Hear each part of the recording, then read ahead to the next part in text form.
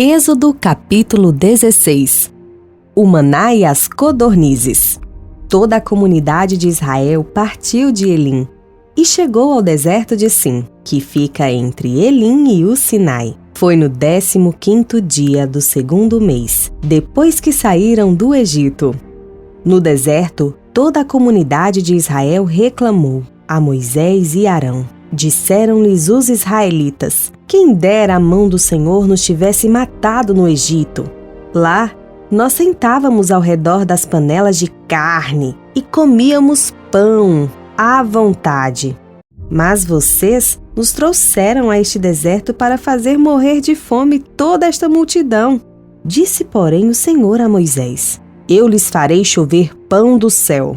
O povo sairá e recolherá diariamente a porção necessária para aquele dia. Com isso os porei à prova, para ver se seguem ou não as minhas instruções.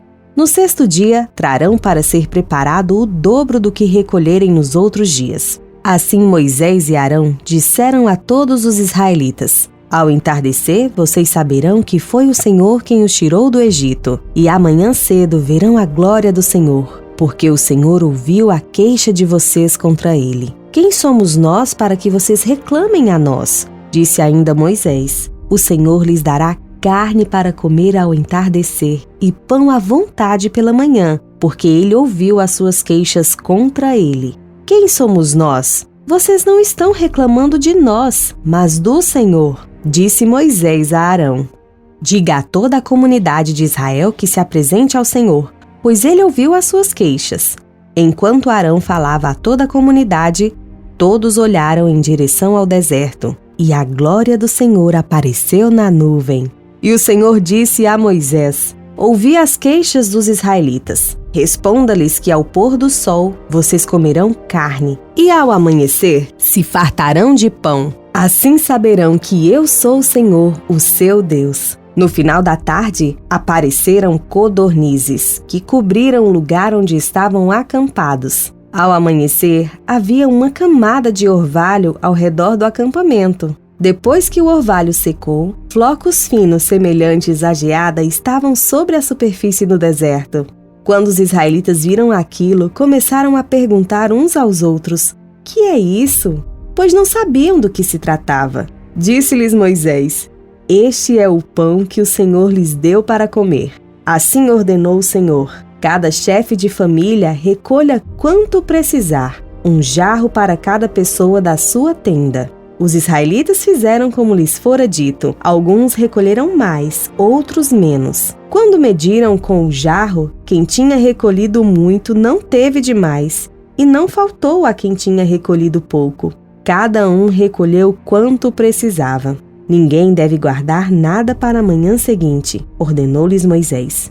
Todavia, alguns deles não deram atenção a Moisés e guardaram um pouco até a manhã seguinte. Mas aquilo criou bicho e começou a cheirar mal. Por isso Moisés irou-se contra eles.